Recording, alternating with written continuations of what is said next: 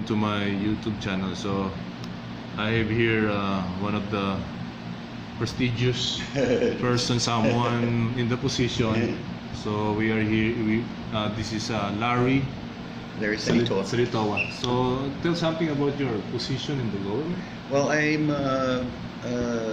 one of the two representatives here for the Kuala District number 15. Okay. There are two of us. The other representative is Honorable Sam Malaysia. Okay. This is my 6 terms now as a member of the House of Representatives. So how many years as a representative? 12 years. 12 years. 6 terms now. Yes. Okay. Certainly being as a member of the legislature, which is here in American Samoa's Fono, and in the House. And the House is every 2 years we go for re-election and so forth. So that's basically my background in terms of being in the government and so forth. Kuala District is the largest district here in American Samoa, with 5 villages: the Tafuna, Papayai, Whanangiu, Waikongi, and Iliili. You're looking at about 20,000+ people in the district. It's the biggest district there is. So that's basically that's my background in so far as the members of our legislature. So in terms of the position and the things that you have right now in the government, so what are the accomplishments so far from the 12 years, right? Yeah, a lot has to do with our main focus, especially because every district is different. Yes. In our district, our biggest challenge is here is drainage, infrastructure issues. Okay. You know, we have a lot of road because it's such a huge district, and the terrain in the district, there's some hilly areas and so forth. There's a lot of drainage issues, you know, water runoff, you know, and so forth. And so we also have a lot of secondary road issues, you know, where some of the roads are deplorable and so forth. So that challenge, and then also because of it's a populated district, we have our schools, and this is one of the schools that is it's the only trade school here in American Samoa, but it's also one of the schools that is within our district. We have Tafuna High School, which has the highest enrollment here, one of the high school. And then we also have a lot of the feeder school, the elementary schools, you know, Papayai, Lupelele, Tafuna Elementary. And that's also a big challenge for us as Faipule to continue to look at ways of how we can improve the quality of our education in our public school, as well as even private school as well, because we assist them, because they're constituents as well. Yeah. There's been a lot of accomplishments for many years in terms of trying to address a lot of the glory. Yeah. And honor. Yeah, and then, but not only that, as part of our job in the legislature is to amend laws or create laws. And one of the historical law that we put in is banning those plastic bags, you know, for environmental reasons. Or use the paper bag? No, we used biodegradable bags now, so, and paper bags and so forth. Another accomplishment, I was a co-sponsor of the bill in which we banned smoking from public places. Yeah, so that's some great accomplishment. And I've also sponsored a lot of other bills since then, or co-sponsors bills since then. We recently introduced a very important bill. It's a concussion bill. Kids who play sports and stuff, requiring all coaches and anybody who's involved with sports needs to go through that training.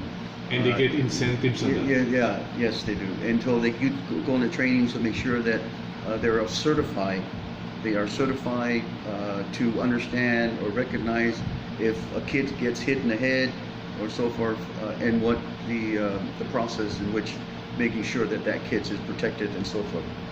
So not only that, like I said, there are many other legislations that I've been involved with and been part of it.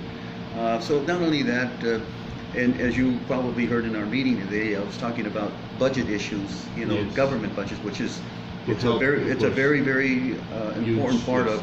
of what we do as legislators, because that's basically one of the main function of the legislature is to approve and appropriate funding to fund our schools, to fund our infrastructure, To help fund our different government. schools, public school and private school at the same time. Exactly right. So that's basically, it's a very important element of our, or part of our responsibility as legislature, or being a member of the House of Representatives, is the budget process. Mhm. Because only then you know how much each, for an example, DOE, we were just talking about that. Mm. I know exactly how much they get and the money that's allocated here and there in terms of our schools, the teachers and materials, as we were talking about earlier, what you guys need. So these are things that that we do, or I've been involved with for the last 12 years since I was there. And also, as part of our responsibility as legislature, is to, as an overseeing body that you look at if there are... Looking everything. Yeah, if there are issues here and so Yes. forth, we look at opportunities and way to address because there are all kinds of areas in which there are issues, whether it's healthcare issues, scholarship, or school or education issues, infrastructure issues. These are all things that we look at as members of the legislature, and then of course try to address them and work with the executive branch to try to address all of these issues. And the process is very vocal, of course, to know the people that are the accomplishment of the government. Yeah, exactly. As long as you understand. Now, having said that, it's not like you're going to solve all of these problems, but you have to continue to build on them and try to find ways to figure out how to improve it, and use the resources that we as Faipule have to discuss this with our government leaders, the business leaders, and so forth, because it is a small place and everybody lives in the same place. Yes. So we all have a common interest to trying to make sure that we address whatever problem. For example, right now, as you probably see, there's a lot of traffic issues and so forth. So we're looking at all the different ways of how we can address that, whether government operation should be less amount of days or change the hours. Look at ways to try to minimize that traffic from here to the town area at certain time of the day, because it is a very small, American Samoa is a very small geographically, and I think we've just grown in terms of number of vehicles that we have here as well. No, because the years goes by, adds on again with the other vehicles. Exactly right. So that is something that we are looking at as well. Maybe the number of vehicles, because not only that, individually or family owning, private vehicle and so forth. You have a lot more construction company now, and that comes with they buy their own equipment. Did you heard about the rice company, Rise Up, like the business company that coming here, that they will provide for the call center. Oh yeah, for the youth. Yeah. That's another. Given that ventures for the kids. Yeah. Well, that's something that we've been looking at for the longest time. The government has been looking at for the longest time. You've probably heard of the undersea cable, the Waikiki cable that we purchased about 2 to or 3 develop years the ago. internet connection. Yeah. So certainly we have the capacity in terms of getting the bandwidth here and so forth, and so that's not an issue. So these are some viable businesses that we are looking at because of the bandwidth that we have now, and the new cable that we've just got. And there's a lot of other technology business that the government is looking at, and how that we can continue to develop, especially here, because it's very, very limited in certain areas in which our kids go to in terms of marketable skills and so forth.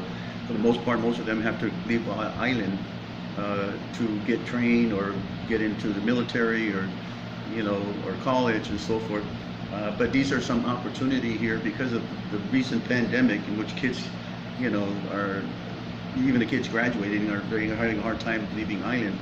So these are some ways of how we can do that, especially with the call center, which is something that they've been trying to talk about for the longest time. Yeah. So in conclusion, it's more on development of the island. Yes, yes. Because like I said, we certainly have the capacity now. One of the things is the